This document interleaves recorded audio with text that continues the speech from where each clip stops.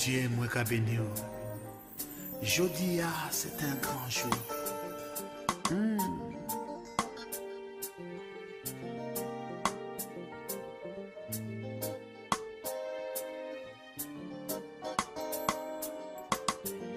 Et mariage c'est pas un jet, c'est un bagage sérieux. Le mariage est sacré et c'est travail bon Dieu. C'est un bagage divin, c'est Dieu qui créait. Nous qu'a béni bon Dieu. Bonsoir à tous, bienvenue dans votre émission L'homme et la femme, une véritable mission. Ce soir, nous allons vous parler des conflits, et oui, des conflits conjugaux. Parce que vivre ensemble dans le mariage pendant plusieurs années est un véritable défi. Il y a de hauts, il y a de bas, il y a des moments où on se dispute, il y a des moments où on est plus heureux. Mais c'est important de savoir aussi comment gérer ces conflits. Parce que quand on n'y arrive pas, c'est ce qui amène souvent et même parfois, dans tout ce qui est séparation ou bien insatisfaction dans le mariage. Alors ce soir, avec mon invité, nous allons vous parler donc des origines de conflits dans le couple, de leurs conséquences, mais également de la solution qui pourrait vous aider à gérer votre conflit, du moins si vous en connaissez. Et ce soir, à mes côtés, j'ai le pasteur, notre pasteur Arsène Pungui, qui nous vient d'Ottawa, au Canada, et qui est là ce soir pour nous donner des explications, en tout cas des éclaircissements par rapport à la gestion de conflits dans le couple. Bonsoir, pasteur. Bonsoir, maman. Comment allez-vous? Grâce au Seigneur. Comment va le Canada? Le Canada va très bien, malgré le froid. Ah oui, mais ici aussi, il commence un peu à faire froid. Et donc, sans plus tarder, pasteur, est-ce que vous pouvez vous présenter à nos téléspectateurs ce soir afin qu'ils sachent qui va leur parler des conflits conjugaux Je suis le pasteur Arsène Pungui. Je suis le pasteur principal de l'église d'évangile des élus à Gatineau. Et ça fait 12 ans que je suis installé à Gatineau. Voilà. D'accord. Vous êtes marié? Marié. Vous avez des enfants? Père de 5 enfants. Ouh, félicitations. Et croyez-moi, c'est tout un témoignage. Ah bon? Et d'ailleurs, c'est le mariage qui m'a conduit au Seigneur. Ah bon? Eh bien, gloire à Dieu. J'espère qu'un jour, on aura l'occasion d'écouter ces grands témoignages. Absolument. Qui vous a conduit au Seigneur. Exactement. En tout cas, nous bénissons maman pasteur, Merci. là où elle est, ainsi que toute la famille. Merci. Donc, voilà, pasteur, avant d'entrer vraiment dans le vif du sujet, je voudrais juste, pour nos téléspectateurs, commencer quand même par définir ce que c'est un conflit, et particulièrement un conflit conjugal. Bon, un conflit conjugal, c'est déjà un problème de communication entre la femme et le mari. Et généralement, les problèmes de conflit viennent dans le foyer suite simplement à l'incompréhension de certaines petites choses, mais qui peuvent prendre de l'ampleur aussi. Pour l'avoir vécu, je puis dire que réellement, on ne peut pas vivre dans un mariage sans conflit. Le vrai problème, il faut d'abord commencer à comprendre qui est l'auteur du mariage. Et qui est donc l'auteur du mariage? L'auteur du mariage n'est pas ni le gouvernement, ni l'Église, mais c'est le Seigneur lui-même, l'Éternel, qui est l'auteur du mariage. C'est la première institution divine, et pour que les gens arrivent à bien vivre le mariage, il faut absolument qu'ils le vivent conformément au désir de l'auteur. Les conflits naissent du fait aussi que les gens veulent vivre le mariage à leur façon. Mais on peut aussi dire, mais alors les chrétiens qui nous entendent ce soir peuvent aussi dire, mais oui, mais moi je vis totalement comme la Bible me le recommande, mais il arrive quand même que je me dispute ou bien que j'ai des points de désaccord avec mon mari qu'on n'arrive pas à surmonter.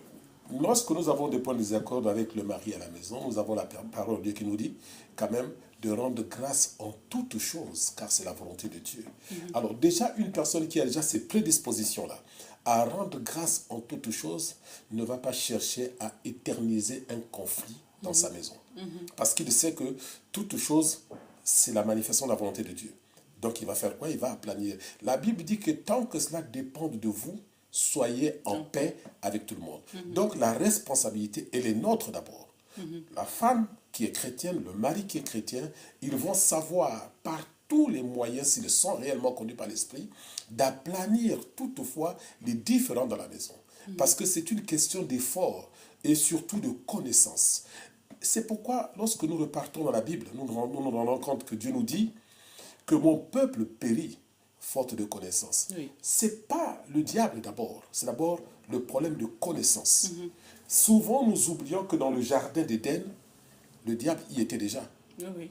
Donc, si tu ne tiens pas compte qu'il était déjà présent et qu'il a commencé déjà ses œuvres à cet instant-là, tu es perdu. Parce que même si tu te maries, si tu prends la connaissance qui est l'information qui te permet de bien maîtriser, de bien vivre le mariage, tu es perdu. Souvent, qu'est-ce que nous constatons des chrétiens? Les chrétiens, ils sont chrétiens, oui, ils ont été baptisés, nés de nouveau. Mais combien de chrétiens lisent la Bible? Oui. C'est ça le vrai problème. C'est l'ignorance en fait qui les Exactement. amène à ne pas gérer certaines situations. Certaines situations, j'ai déjà rencontré des cas comme ça, où la situation est simple, mais tellement que il y a trop de passion. Alors tu te dis, mais est-ce que ces chrétiens sont réellement convertis? Le problème est là. Il faut laisser la passion. Le mariage est tellement sérieux. Parce que à partir du mariage, c'est toute une nation qui peut naître là-dedans. Tout à fait. Parce que le mariage produit la famille.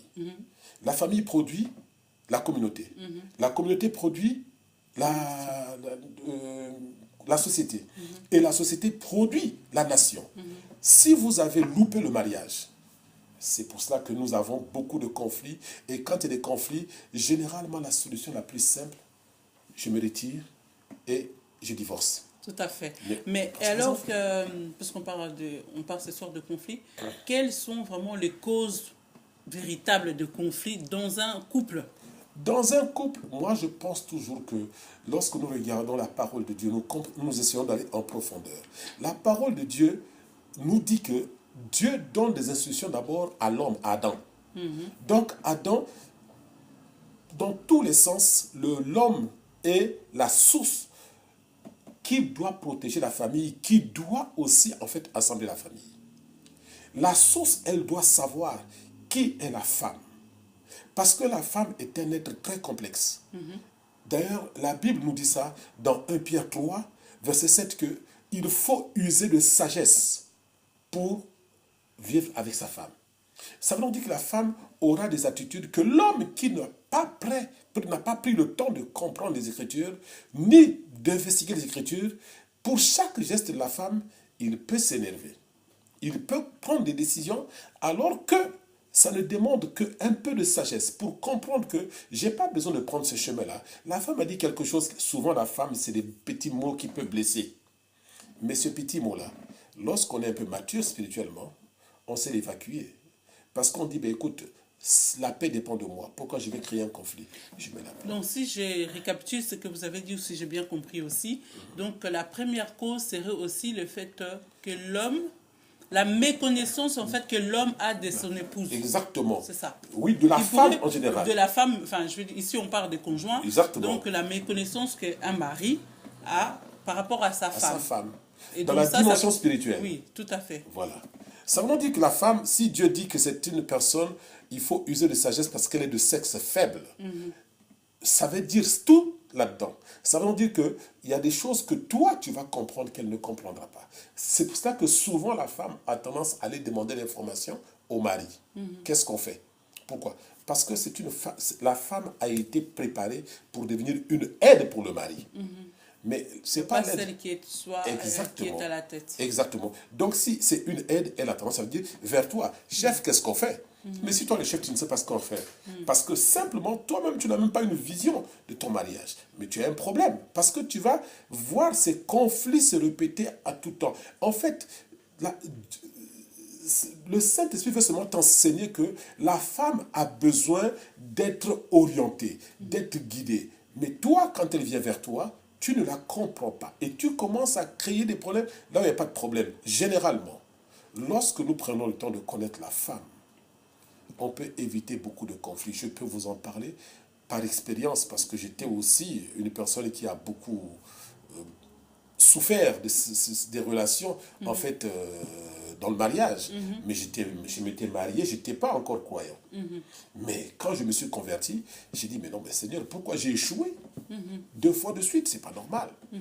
Et là, c'est quand j'ai échoué 2 fois, que je me suis converti, que j'ai commencé à demander à Dieu quel était le problème. Parce que c'est pas tout que de voir la faute chez l'autre. Il faut aussi voir, peut-être que toi aussi, tu as peut-être commis des erreurs. Mais là, j'ai réalisé que je n'étais pas en fait dans la dimension que Dieu voulait. Parce que j'étais vraiment susceptible. Oui. Et donc on a parlé de la première cause qui est donc la méconnaissance donc, du conjoint et essentiellement du mari par rapport à son épouse, à la femme. Et qu'est-ce qui pourrait être une autre cause, par exemple? Mais tout part de là d'abord. Oui. Parce que si... Ça, c'est vraiment la cause principale. Oui, la cause principale. Donc ici, donc, ça implique la responsabilité en fait du mari. Exactement. Parce que c'est sa responsabilité qui est mise en cause ici. Absolument. Le problème aussi, la femme aussi, doit essayer de comprendre en fait l'information. Parce que, voyez-vous, maman, quand vous allez acheter un téléviseur, il y a toujours la notice dedans. N'importe quel appareil électronique, il y a une notice dedans. Pourquoi on met la notice? C'est pour que on nous apprenne à maximiser en fait le potentiel de notre machine. Yes. Dieu n'a jamais... Dites que la femme, quand Dieu te la donne, elle n'est pas parfaite. Mais c'est toi, l'homme, qui dois travailler pour la rendre parfaite. Okay. Tu dois l'enseigner. Tu dois lui parler de Dieu. Tu dois lui dire des choses qu'elle doit comprendre et qui peuvent éviter demain des conflits dans la maison. Je prends un exemple simple d'un cas que j'ai moi-même vécu. Oui. Je parlais, ma femme a mal, j'ai parlé à mes enfants, elle a intervenu et elle a voulu, et moi dans mon cœur, voilà, m'a reproché pourquoi tu as tapé l'enfant, puis tout. Ah, j'ai pas du tout apprécié ça. Mais je n'ai pas crié sur elle. J'ai attendu. Le soir, les enfants dorment, et je l'appelle, je dis, écoute, il faut qu'on s'entende très bien. L'éducation des enfants, c'est toi et moi. Quand tu corriges un enfant, je ne dois pas parler. Lorsque moi, je corrige un enfant, j'aimerais que tu ne parles pas. Parce que nous avons tous les deux intérêt que les enfants réussissent. Mais si c'est un homme qui manque de sagesse, il va faire quoi? Il va se mettre à crier sur à sa crier femme directement devant l'enfant. Exactement. Et c'est une erreur monumentale. Tu n'as pas besoin. La femme est ton aide. Elle n'est pas ton esclave, elle est ton aide. Il faut savoir comment parler même à ton aide. C'est une question d'humilité. Puisqu'on a parlé brièvement des enfants. Donc l'éducation des enfants peut aussi parfois être une source de conflit aussi. Oh oui, beaucoup. Il y a beaucoup de conflits sur l'éducation des enfants. Beaucoup. En tout cas, dans ma modeste vocation, je suis en train de vivre ça tout le temps. Les enfants peuvent devenir aussi des causes de déchirement. C'est pour ça qu'il faut, dès le départ, vraiment essayer d'imposer la présence de Dieu dans la maison. Souvent, ce que nous oublions, c'est que l'homme était dans la présence de Dieu avant la chute. Il a rencontré la femme dans la présence de Dieu. Mais que faire maintenant pour les téléspectatrices qui nous regardent ce soir et qui se disent par exemple, ah oui, elle peut se dire son mari a complètement déposé les armes et qu'il est irresponsable, entre guillemets, et qui n'assume pas en fait la responsabilité dont nous parlons ce soir. Qu'est-ce qu'elle elle est là un peu désarmée. Qu'est-ce que je fais? Mon mari n'assume pas cette responsabilité donnée par Dieu. Est-ce que c'est un chrétien d'abord? Si c'est un enfant de Dieu? Si du moins c'est un chrétien, parce qu'on connaît aussi plein de frères qui sont chrétiens, qui sont même responsables dans les églises, mais dont les femmes souffrent quand même de cette irresponsabilité quelque part. Raison de plus pour amener ça devant le pasteur. Vous savez, s'il y a quelque chose que vraiment les nations du monde ont loupé, surtout les nations occidentales, ils ne se sont pas rendus compte de l'importance des pasteurs. Parce que le pasteur est le réparateur du mariage. Quand un mariage est réparé, c'est une famille qui est réparée. Quand une famille est réparée, c'est une communauté qui est réparée. Tout à fait. Et quand une communauté est réparée, c'est une société qui est réparée. Et on trouvera moins de délinquants dans les prisons. Tout à fait, je suis d'accord. Mais les gens n'ont pas compris. On a donné un rôle tellement détestables, même aux pasteurs, on ne les considère pratiquement pas. Mais moi, je vous assure, croyez-moi, au gouvernement, ils peuvent inventer toutes les lois, ils ne pourront jamais expliquer comment vivre le mariage à un couple. Impossible. Et d'ailleurs, c'est pour cette raison qu'on fait maintenant des mariages un peu bizarres, homme et homme avec un enfant, femme et femme avec un enfant. Tout ça, c'est une façon de montrer les limites de l'homme pour comprendre en fait la puissance du mariage. Ok. Et alors, on a parlé donc de la grande cause du conflit dans un couple, mais quels exemples, quelles sont les conséquences justement de cette déresponsabilisation ou bien irresponsabilité C'est sûr et certain que c'est un couple qui va vivre que des conflits en conflit. C'est sûr que c'est un couple qui va finir par se déchirer. Et souvent, ça peut conduire jusqu'au divorce. Et d'ailleurs, on voit maintenant le taux de divorce augmenter dans le milieu chrétien. Pourquoi? À cause, effectivement, de ce refus de partir vers l'homme de Dieu, où dans une église, il y a des sages, demander le secours. Et monsieur et madame doivent s'investir ensemble pour essayer de trouver les mots qui minent leur foyer. C'est une question d'effort réciproque. Parce que si vous partez du principe que moi j'ai raison et la tort, ça ne marche pas comme ça, non. Il faut laisser la raison, tort, tout cela, laisser ça de côté. Allez tous les deux voir le pasteur, l'homme de Dieu. Voici ce qui se passe dans ma maison. Voici, lui, il va prendre la Bible, il va ouvrir la Bible, il dit, maman, regarde ce que la parole de Dieu dit. Papa, regarde ce que la parole de Dieu dit. Dans un conflit comme ça, il n'y a personne qui a raison, il n'y a personne qui a tort.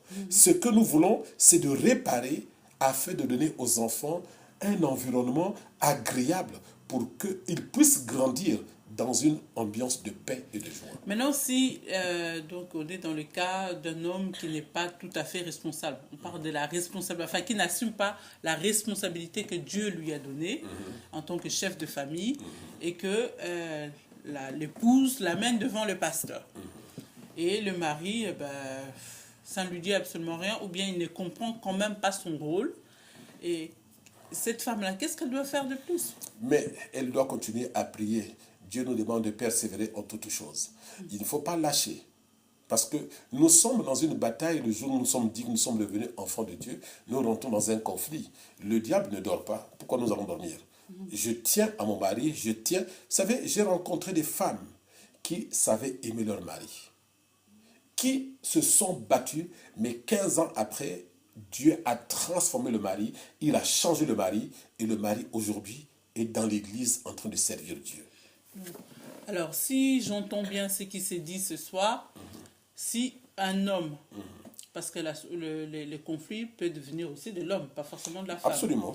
Et tout ça, si l'homme comprend bien sa femme, donc tout ce qui peut être problème, argent, éducation, tâches ménagères, toutes ces choses sur lesquelles le couple a difficile à se mettre d'accord, peuvent être résolues à condition que le mari prenne son rôle au sérieux.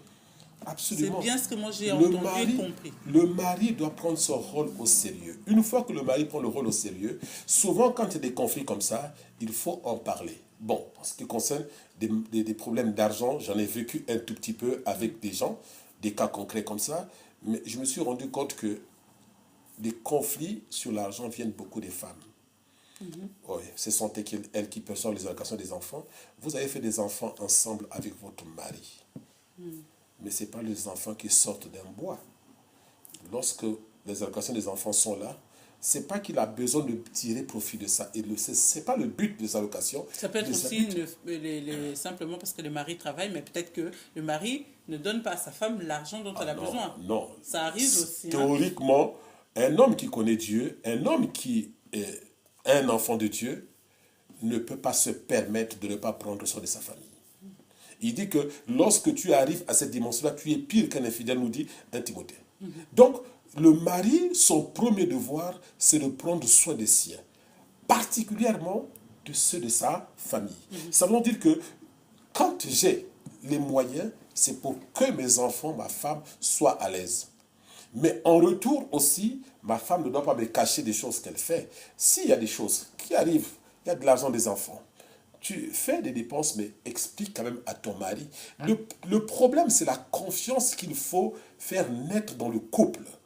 Si le couple n'a plus de confiance, il y a quelque chose qui se brise.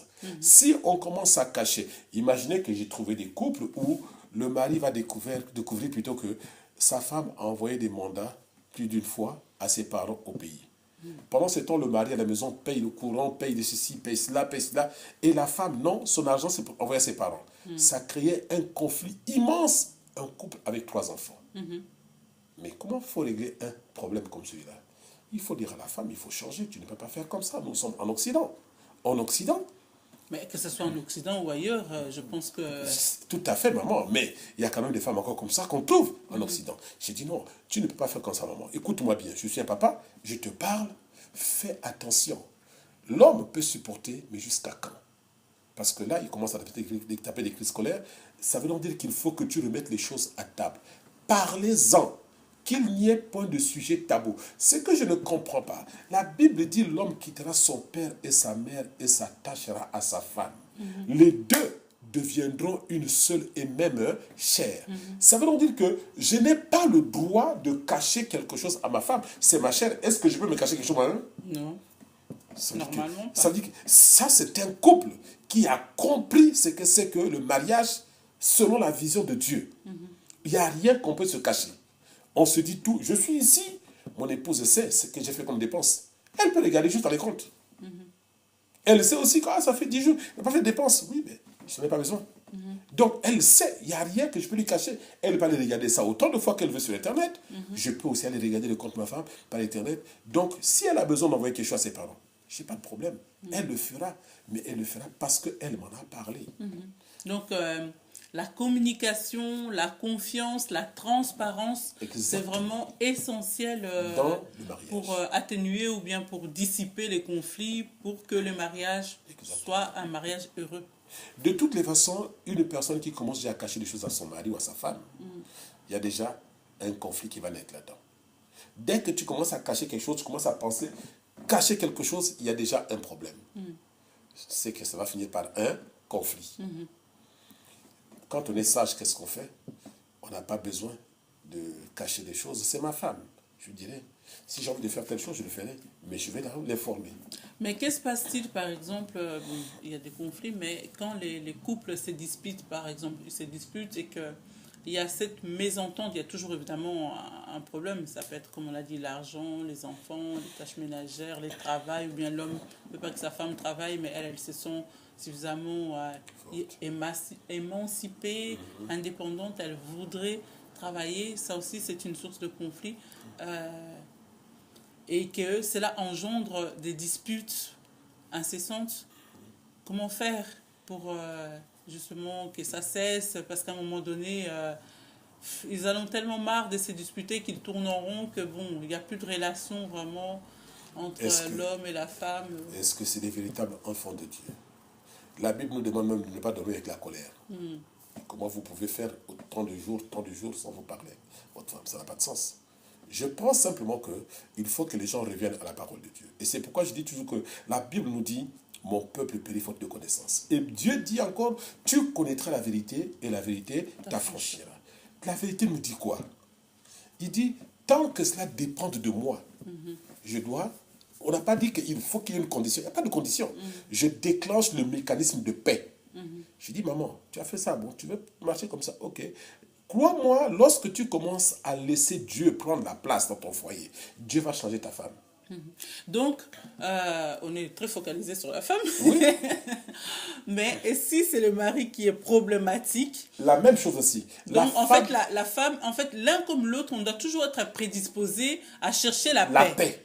Donc, absolument. S'il y a l'un de conjoints vient avec un problème ou veut entrer dans un conflit, en tout cas, celui qui reçoit la chose doit être dans une prédisposition de paix. Elle ne doit pas envenimer, allumer les feux, mais chercher à atténuer. Exactement. Parce que je pense que c'est pour ça qu'il est important de parler de la maturité spirituelle dans le couple. Il faut que les gens grandissent. Le mari doit tout faire pour essayer d'être plus mature que la femme. Parce que ça va beaucoup l'aider pour régler les problèmes ou des conflits dans le foyer. Parce que ce que j'ai constaté avec le temps, les mêmes choses qui m'énervaient ne m'énervent plus. C'est qu'il y a quelque chose qui est parti. Oui. Il faut faire ce travail en soi-même. La Bible dit ne vous bornez pas seulement à lire la parole de Dieu ou à l'écouter. Il faut la mettre en pratique. On dit que Dieu est grand, nous lui confions notre foyer. En toutes choses, nous regardons à Dieu. Qu'est-ce que la Bible dit? Ça dit ceci. Monsieur ne veut pas écouter, pas de problème. La femme, quand tu vas prier, rappelle à Dieu ses promesses. Tout comme le mari aussi. Rappelle à Dieu. Dieu est encore capable de régler ses problèmes lui-même parce qu'il est fort. Il est puissant. Il est capable. L'homme que tu as là, c'est Dieu qui l'a créé. La femme que tu as là, c'est Dieu qui l'a créé. Quand il y a un conflit, pourquoi tu ne repars pas vers le Créateur? Parce que en voulant affronter ton mari ou ta femme, chaque fois, tu mets le feu là où il n'y avait pas besoin de le feu. Donc la solution dans n'importe quel conflit qu'un couple va vivre, c'est d'abord et avant tout revenir vers Dieu, vers le Créateur. C'est lui qui te donnera ou qui vous donnera la solution pour résoudre le conflit. Regardez comment ça va se passer. Regardez comment ça va se passer. Quand vous revenez vers Dieu, il calme d'abord la situation. Et il vous permet maintenant de dialoguer et de parler. Vous le savez très bien que dans la colère, on ne peut rien régler. C'est quand nous sommes apaisés, nous sommes tranquilles, que nous pouvons maintenant commencer à poser des vrais problèmes. Donc le fait de revenir à Dieu, automatiquement, nous prenons une autre dimension, un peu de la hauteur. Le conflit, la chose qu'on devait parler hier, qui devait créer des tensions, le fait que nous ayons prié, le fait que nous soyons partis vers Dieu, on peut en parler maintenant sans passion. Et généralement, un couple qui règle ses problèmes sans passion est un couple qui est déjà en train de prendre le chemin d'une très bonne communication. Et c'est difficile d'entendre parler du divorce ou des conflits dans un couple comme celui-là. Amen, gloire au Seigneur. Merci, pasteur, pour ces éclaircissements. Et donc, on arrive quand même tout doucement à la fin de l'émission. Il y a beaucoup de choses à dire par rapport au conflit. Il y a certainement des téléspectateurs qui ont des exemples précis, concrets, ou bien des situations qu'ils voudraient vous adresser. Donc, n'hésitez pas, si vous avez des situations concrètes que vous traversez et que ce soir, vous n'avez peut-être pas trouvé vraiment la réponse à la question, vous pouvez toujours nous écrire sur l'adresse qui s'affiche au bas de l'écran et donc nous tâcherons de vous répondre au mieux. Donc si maintenant vous avez quelque chose à dire ce soir à un couple qui a vécu déjà longtemps, en tout cas dans un conflit, qui est dans un conflit permanent, qui ne sait pas en sortir, quel conseil leur donnez-vous encore ce soir à celle ou à celui ou au couple qui traverse cette situation conflictuelle pour que la situation soit apaisée? Humblement, je voudrais dire ceci à chaque couple. Le mariage est une institution de Dieu. Ce n'est pas des humains. Ni des conseillers conjugaux, ni les psychologues, ni les médecins, ni qui que ce soit ne peut régler un conflit du mariage. Il faut simplement se rendre humble, repartir au pied du maître. Il est le détenteur de l'information de tout ce qui touche au mariage. Une fois que vous êtes au pied du Seigneur, ça dit que présentement, s'il y a des conflits, repartez vers l'homme de Dieu. Repartez vers votre père spirituel, votre pasteur. Parlez-lui de fond en comble, ne cachez rien. Et s'il y a moyen, lui, il va trouver la façon de vous amener à la repentance. Souvent, lorsque nous sommes dans cette dimension, on sort de fois des choses blessantes. Et qui vont encore engendrer des conflits, des rancœurs, c'est des choses infernales. Alors, il faut vraiment trouver le moyen d'arrêter ça. Mais l'homme de Dieu a l'autorité pour vous dire, mes enfants, ce que vous prenez n'est pas le bon chemin. Voici le chemin et celui-ci. Dans un mariage, voici ce que Dieu a dit, voici ce que Dieu a dit. Par rapport à ce que j'ai entendu, voici ce que je vous conseille, madame. Voici ce que je vous conseille, monsieur. Si vous m'écoutez, nous allons prier. Et si vous êtes capable de vous pardonner réciproquement, généralement, à 80%, Dieu va toucher le cœur, soit de la femme, du mari, pour se repentir et sortir de là. J'ai vu des couples qui sont arrivés, qui ne se parlaient même pas, qui ne se regardaient même pas. Mais après que l'homme de Dieu ait parlé, l'homme de Dieu les ait exhortés, j'ai vu les couples commencer monsieur et madame en train de pleurer et tomber par terre à genoux. Amen. Et ils se sont réconciliés là devant l'homme de Dieu. Et dès cet instant, maintenant, il faut fréquenter l'église. Il faut aller aux études bibliques. S'il y a des questions posées au pasteur, parce que le mariage, croyez-moi, c'est un trou sans fond. Parce que il y a tellement de choses dans le mariage, tellement de bénédictions aussi, mais si vous ne prenez pas soin du mariage, parce que le mariage, c'est un investissement. Tout à fait. C'est un investissement, il faut laisser l'orgueil, le moi, le jeu. Tout cela ne peut pas s'accommoder au mariage. Le mariage demande d'abord, 1, de l'humilité, 2, de la connaissance, 3, la mise en pratique de cette connaissance. Sinon, vous ne pouvez pas faire un grand mariage. Alors que Dieu bénisse tous les couples qui vivent des situations difficiles, mais que Dieu leur ouvre les yeux, surtout l'intelligence, pour aller chercher quelqu'un qui viendra les aider à régler le mariage. Le mariage a besoin de sagesse, d'intelligence et de discernement. Si les trois ne sont pas là, impossible d'aller dans le mariage. Amen, amen. Merci. Merci beaucoup, pasteur Arsène. Merci vraiment de nous avoir éclairés, aidés, édifiés ce soir. Donc j'espère que vous aussi, là où vous êtes, vous avez été édifiés par ce qui a été partagé, dit ce soir. Merci. Donc soyez vraiment abondamment bénis, que l'Église du Canada soit bénie. Merci. Et nous espérons vous revoir très bientôt sur Espoir TV. Merci. Et donc moi je vous dis, soyez bénis, comme a dit le pasteur, toujours revenir à la source. C'est toujours le Saint-Esprit, le Saint-Esprit, le Saint-Esprit et toujours le Saint-Esprit. Soyez bénis. Bye bye. Jodia, c'est un grand jour.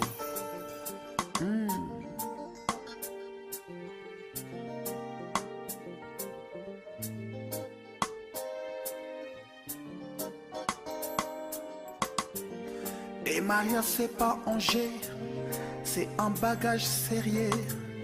Le mariage est sacré et c'est travail bon Dieu.